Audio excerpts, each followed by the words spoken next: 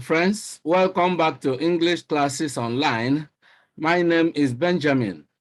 Today's video is on how to use the future tenses. We have been discussing how to master the correct uses of the 12 tenses in English, and this is the part 3. In part 1, we discussed the present tenses. In part 2, we discussed the past tenses. And in this part 3, we are going to look at the future tenses, how to talk about the future using the tenses of English verbs. If you are new to this channel, kindly subscribe to the channel by clicking on the subscribe button below. Click on the bell icon as well, so that whenever a new video goes live on this channel, you will be notified instantly. I have a free gift for you in the description box. That is a PDF file containing a detailed explanation of the basic units of English grammar. If you are interested in it, click on the link in the description box and you'll be able to download that PDF file free of charge. I also have my ebook titled Good Success in English, a complete package, a complete study package for effective English learning. So if you are desirous of gaining proficiency in the use of English, you need to grab a copy of that ebook because it is an all-encompassing ebook. It's a handbook that discusses adequately all the key topics that matter in the learning of the English language. So click on the link in the description box and you will grab your own copy of Good Success in English. Having said this, let's dive into this lesson right away and look at how to use the future tenses. First, let's look at the lesson objectives. At the end of this lesson, you should be able to, 1, explain the meaning of tense. We keep explaining it so that you will understand it in greater detail.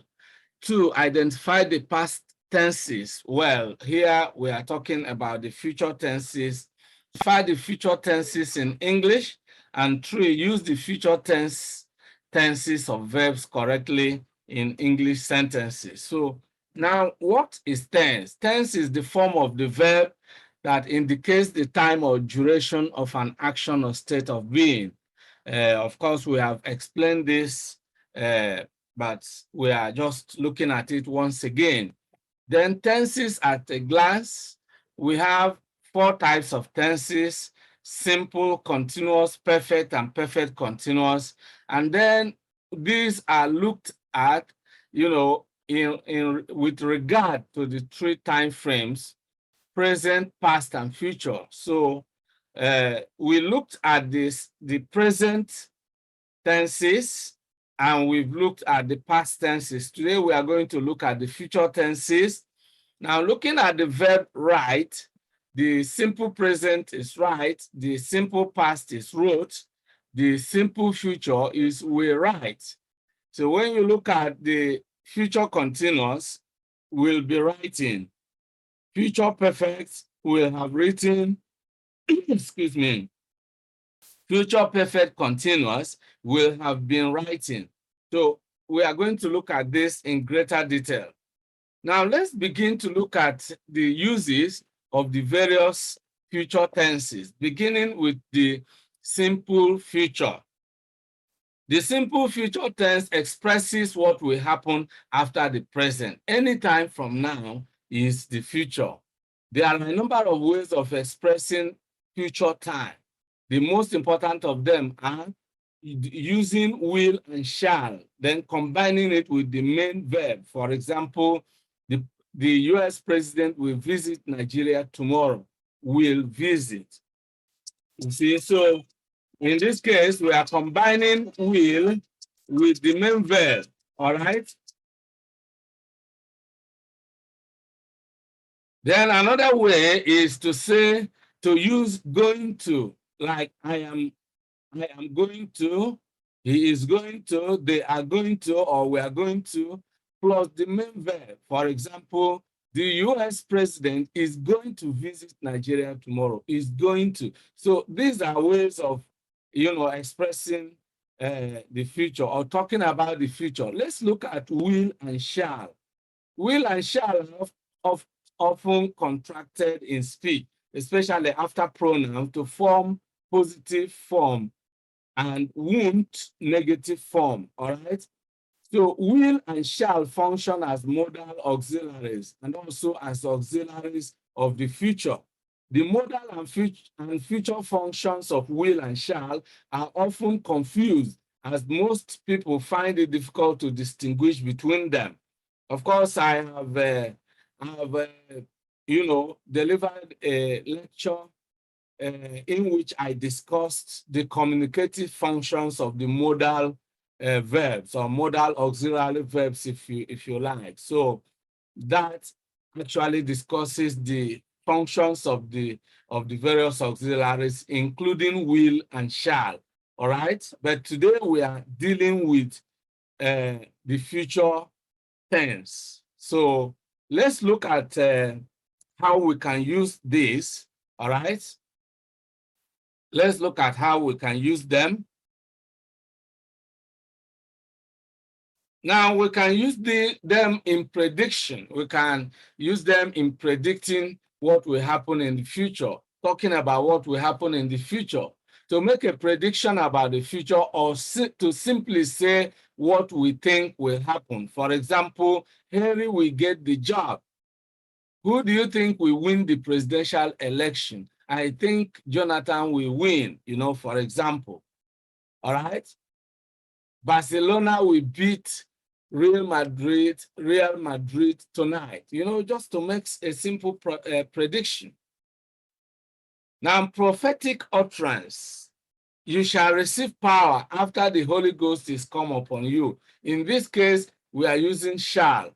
Don't forget that when we are talking about the modal uses of shall, we talk about shall as as part of the legal language, the language of law, to give commandments or to speak authoritatively if you like. All right. For there shall arise false Christ and false prophets, and shall show great signs and wonders. You see, these are biblical prophetic utterances using shall. The earth shall be filled with the glory of God. All right? And God shall wipe away tears from their eyes, and there shall be no more death. You can see the uses of shall, in this prophetic utterance, these prophetic utterances, all right? We see how shall is used in uttering words prophetically. And we have taken this from the Bible, all right? Excuse me. Then let's look at the next use, of will and shall in expressing, in talking about the future. Now, spontaneous decision. When there is no plan before we speak, we can use the simple future tense to express a spontaneous decision. In other words, we make the decision spontaneously at the time we are speaking. Now, let me explain this further. You are saying something and you didn't plan it earlier. So you are talking about it tentatively. For example, well, we will see what we can do to help you. Someone is asking for help and you need time to think about it, but you can say something about it at the moment. So, well, we will see what we can do to help you. We will see. Another example, maybe I will take the car to the mechanic. Maybe I will take the car to the mechanic, all right? Wait a minute, I will get you an umbrella. Something that happens and you are speaking spontaneously on the spur of the moment. You are talking about it that very moment without any prior, planning or any prior, without any premeditation about it. All right. Then another one, I don't think I'll buy that car. We are still considering whether you are going to buy that car or not. But at this moment, you are saying, I don't think I'll buy that car. I don't think I'll buy that car. So spontaneous decision, a decision you are making at the moment, just at that spot, all right, without thinking about it earlier on. You may change your mind later, but this is what you are saying at this moment, spontaneous decision. All right, so another way of talking about the future is, using the will and shall, well, not necessarily about the future, but stating general truths, all right? Now, you can say if it's made of wool, it will float. That's a scientific fact. Or you can say a cube of sugar will dissolve in water, or engines won't run without lubricants, won't run without lubricants. Then we look at the uses of will and shall in conditional sentences. And conditional sentences most of the time point to the future, all right? Now, will and shall is used in the main clause of conditional sentences. For example, if you will accept the job, you will never regret it. It's conditional.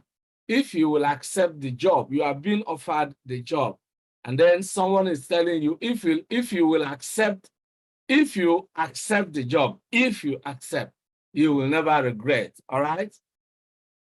If you press that button, the lights will go off, all right? So it's stating conditions or consequences of certain actions. Now, if you pull that lever, the roof will slide. If you don't handle that pattern with care, the glasses inside it will break. So these are, ways of using will to express futurity in conditional sentences, all right? Then we can also look at the future fulfillment of present intentions, something you intend to do, but it has a future fulfillment. What are you going to do this holiday? All right? What are you going to do this holiday? You are talking about future, you are talking about what you are going to do. This is stating your intention, all right? What are you going to do this holiday? You are not doing it yet, but you can express your intention. So in other words, you want to express your intention. What are you going to do? You can say, I am going to stay in a quiet place and write novels. This is your intention, all right? With future implication. This is what you intend to do in the future. I am going to stay in a quiet place and write novels. Or next week, we are going to have a holiday. Next month, Chima and Onyinye are going to get married. So you can talk about intentions, all right? Then another one is future culmination of present cause, For example, there's going to be heavy rain tonight. Because right now you can see that the sky is cloudy already. So you envisage that there's going to be heavy rain tonight. Future culmination of present cause. Because the sky is cloudy already, you are envisaging that this cloudy sky is going to culminate in heavy rain tonight, all right? Another example is Judith is going to have a baby. Why do you say that? She's already pregnant. So if Judith is pregnant, then you can envisage that she's going to have a baby. Another example is Messi is going to score a goal. At the point you are saying it, he has already dribbled past the defender. So you envisage that he is going to score a goal. So that is future culmination of present cause. You look at something that is happening or the situation right now, and then you envisage that this is going to be the result. All right. So now we are through with the simple future tense. Now let's look at the future continuous. The future continuous tense is used to show that we will be in the middle of doing something in a specified time in the future. Now let's look at how we use them. Future actions. You can say at 9 a.m. tomorrow, I will be teaching a class. Next week, the family will be traveling to the village. I will be making a speech at the college end of year party tomorrow. You know, future actions at a specific time in future, you envisage that this is going to be happening at that point in time. Now, the second use of the future continuous tense is for interrupted action in future. I will be preaching the gospel when the Lord comes to take the saints home. You envisage that that's what you will be doing at the time that the Lord will come, when he comes. You know, you are looking into the future and you are saying, when this thing will happen, this is what I will be in the process of doing. Let's take another example. I will be waiting at the airport when that plane arrives tonight. Now, you expect the arrival of dad or daddy at the airport, and then you already have plans to wait for him at the airport. All right. And that all that will be happening tonight. So you can project into that future time and you say, I'll be waiting at the airport when that plane arrives tonight. That's exactly what you envisage is going to happen or going to be in progress. You will be waiting, all right? And then that plane arrives and interrupt your waiting. So interrupted action in future. Another example, people will be eating and drinking, buying and selling, and so on when the trumpet sounds. You see, something that will be in progress at the time something else is expected to interrupt that particular process, all right? Then let's look at another use of the future continuous, and that is parallel actions in the future. Parallel actions, actions happening, you know, in the future. For example, tonight, the bride and the bridegroom will be dancing, hugging each other and having a good time. Now, this actually is the first one. All right, let's try to something actually. So this is number one. This is I actually. So I want you to see that. That's a typo, an omission there, okay? So parallel actions in the future. The first one here is tonight, the bride and the bridegroom will be dancing, hugging each other and having a good time. You are going to attend a marriage feast and you are projecting into what will be happening into the future. That will be tonight. What will be going on at that particular point in time. Parallel actions. The bride and the bridegroom will be dancing. One action is dancing, hugging each other is another one, having a good time is another. Three actions happening that parallel actions, all right?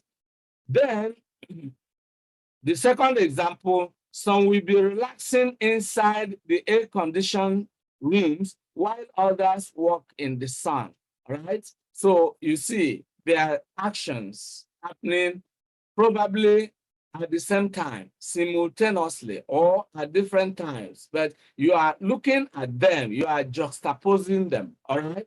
Placing them side by side.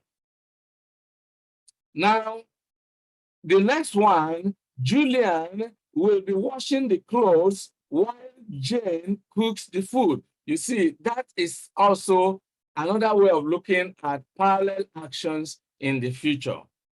Okay, so having said this, let's now let's undo this mark, and then we head to the next slide. And here we are going to talk about, well, we skipped one. Future perfect tense. The future perfect tense is the form of the verb that expresses an action completed before a particular point in the future. We are looking into the future, and we are envisaging that a certain action should be completed at a given point.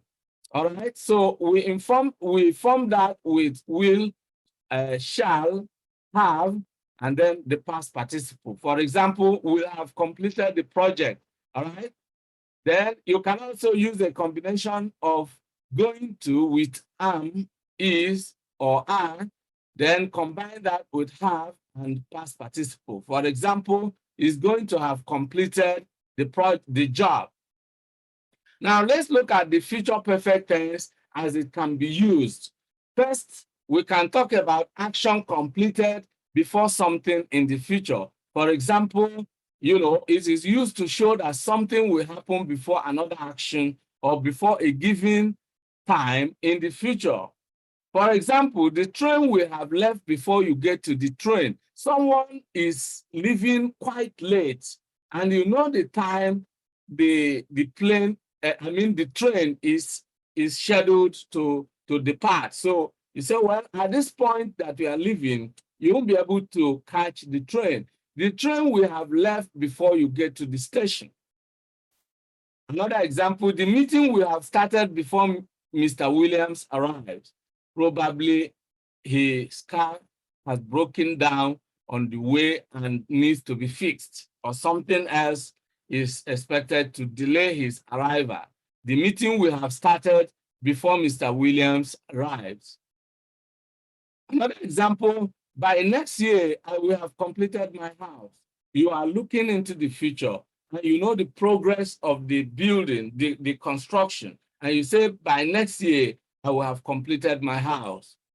Another example, by the time Adamu gets home, his wife is going to have cleared the entire house. There's a report that the wife is already packing everything from the house. And then Adamu is going home to stop that action or something like that.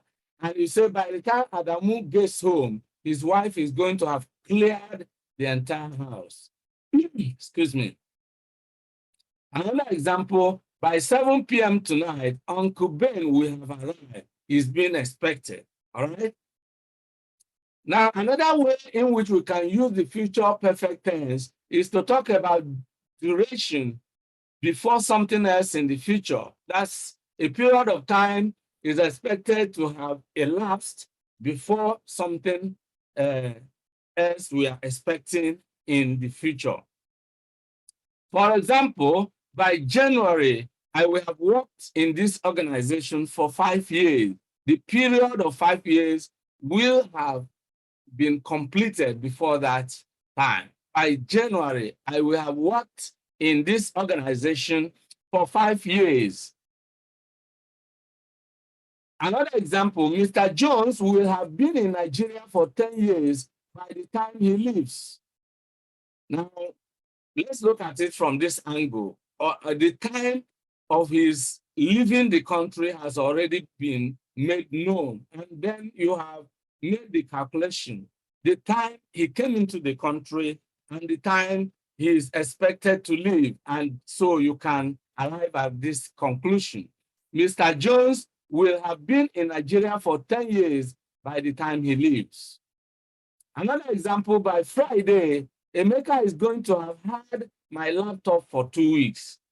Emeka took my laptop, all right, and he has already signified when, well, you are already looking at Friday. When it is Friday, you calculate the period it would have taken, all right, since Emeka took the laptop. he hasn't returned it, but you are projecting and calculating that by Friday, Emeka is going to have had my laptop for 2 weeks, assuming he's still having it by Friday. All right, so these are ways of using the future perfect tense. Now, by the way, you know, the future tenses are really very technical tenses to use, and a lot of English users make a lot of mistakes. They commit a lot of grammatical blunders when trying to use some of the future tenses. Now, let's look at the future perfect continuous tense. This is the form of the verb used to show that something will continue up until a particular event or time in the future. And we form it like others using will, you know, well, there's a slight difference. Will have been, then you add the present participle. Will have been waiting, all right? Or you use going to. Example is going to have been waiting, all right? Now let's look at the first use, duration before something else in the future. All right. For example, Susan will have been waiting for more than 3 hours before anti-informer's plane arrives. All right. Well, this is a typo here. Let's cancel it so you won't mix something up. All right. So this needs to be canceled, okay? No, not this one, please. Let's undo this. Not this. This is the one we need to cancel. Susan will have been waiting for more than 3 hours before anti-informer's plane finally arrives. Another example, Mr. Balogun will have been teaching at the university for more than 5 years by the time he leaves for America. You see, this involves some calculation, some projection, all right? Another example, she's going to have been working in the hospital for 4 years when it finally closes. The time of the closing the event of that hospital is already known. Then you calculate, you know, you go back to the time she started working in the hospital, and then you calculate everything, and you say she's going to have been working in the hospital for 4 years when it finally closes. Now, let's look at another use of the future perfect continuous tense, a cause of something in the future, when you want to talk about the cause of something in the future. For example, Uday will be hungry when he returns home in the evening because he will have been fasting for over 10 hours. You see, Uday, you are aware that Uday has started fasting, so you are projecting into the time he returns home, you know, when he returns home. So you are making a suggestion that something should be prepared quickly, all right? Because Uday will be hungry when he returns home in the evening. Why? Because he will have been fasting for over 10 hours, and it's natural. Something fast for 10 hours, someone fast for 10 hours is bound to be hungry. Then Obi will be tired when he gets to Kano because he will have been driving for more than 12 hours. Ujunwa's English will be perfect when she returns to Nigeria because she's going to have been studying English in the United States for over 3 years.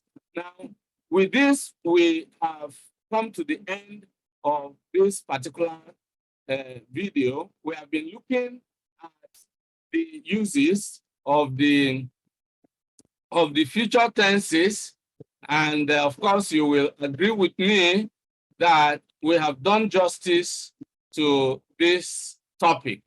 I hope you enjoyed the video. If you enjoyed the video, if this video gave you adequate explanation of how to use the future tenses, and has helped you in mastering the correct uses of the tenses in English. Why not kindly like the video and share it with your friends and relations? And if you have not subscribed to the channel, click on the subscribe button so you will be officially subscribed to this channel. This is a channel where you will always find a lot of videos giving you explanation of various important topics in the use of English. Now, make sure you click on the bell icon as well so that whenever a new video is uploaded on the channel, you will be notified instantly. Don't forget the free PDF file explaining the basic units of English grammar. Don't forget the ebook titled Good Success in English. Click on the link in the description box and grab your own copy. If you have any questions, comments, or suggestions, leave them in the comment section below. I want to say a big thank you to all of you for being part of today's episode. I look forward to seeing you in the next video. Bye-bye for now. Many thanks for watching today's video. A big thank you to all of you out there for being part of today's episode. I hope you enjoyed the video. If you did, kindly subscribe to this channel. Subscribe now as a way of giving us support. For notification about new videos, click on the bell icon. You will find the bell icon. Click on it so that whenever a new video is uploaded, you will be instantly notified.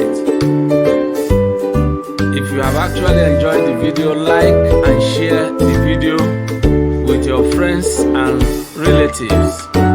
This is very important. If you have any comments, leave your comments below. Any questions, any suggestions, we would gladly receive them and respond promptly and positively to them. See you in the next video. I look forward to always seeing you in the new video.